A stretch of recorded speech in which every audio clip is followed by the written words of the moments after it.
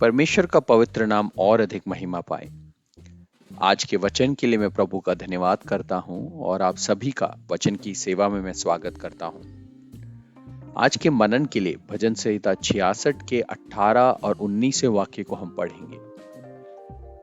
यदि मैं मन में अनर्थ बात सोचता तो प्रभु मेरी नहीं सुनता, परंतु परमेश्वर ने तो सुना है, उसने मेरी प्रार्थना की और ध्यान लगाया है। हमारे आज के मनन का विषय है प्रार्थना करने वाले ध्यान रखें। मेरे प्रिय श्रोताओं, अगर आप प्रार्थना करने वालों में से हैं तो ध्यान रखिए, वचन आपके लिए कुछ बातों को ध्यान रखने को सिखाता है। पढ़े हुए वचन में ही हम दो बातों को स्पष्ट रूप से समझते हैं। पहला, प्रार्थना करने वाले, और दूसरा, मन में अनर्थ सोचने वाले। मन में अनर्थ का विचार रखकर प्रार्थना करते हैं तो प्रभु हमारी प्रार्थना नहीं सुनता।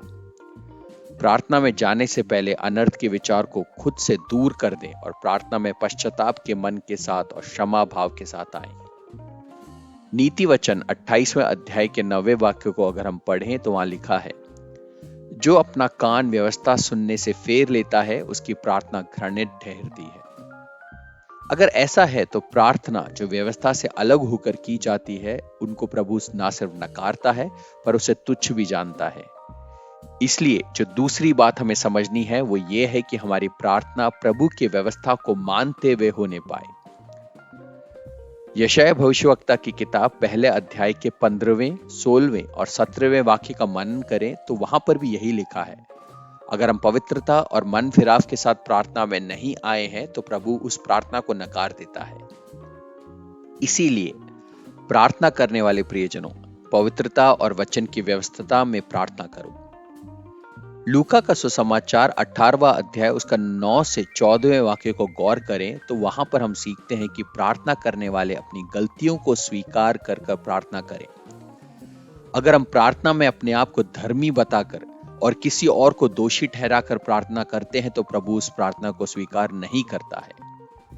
प्रियो, प्रार्थना यह नहीं कि प्रभु को कुछ भी बोलकर हम चले जाएं, लेकिन एक अच्छे प्रभु भक्त को पता है कि प्रार्थना उसको प्रभु के निरंतर करीब लाती है, और जितना वो प्रभु के करीब आता जाता है उतना ही पवित्र आत्मा उसके जीवन की कमियों को दिखाता रहता है। हर प्रार्थना में वो कमियां दूर होती जाती है और इसी कारण वो प्रभु के निरंतर करीब आता है। सही रीति से प्रार्थना करने वालों को पवित्र आत्मा ज्ञान दिलाती रहती है और ध्यान रखने का हिदायत देती रहती है। इसीलिए प्रार्थना करने वाले प्रियों, आप ध्यान दें, अनर्थ के विचारों को त्याग दें, पश्चाताप के हृदय के साथ, अनुशासन के हृदय के साथ, विश्वास द्वारा अपवित्रता को दूर कर प्रार्थना करते हुए हम प्रभु में आए। इसी बात की हमारे समय में बहुत अधिक जरूरत है। अगर आप ऐसा करते हैं तो प्रभु आपकी प्रार्थना को कभी ना नकारेगा।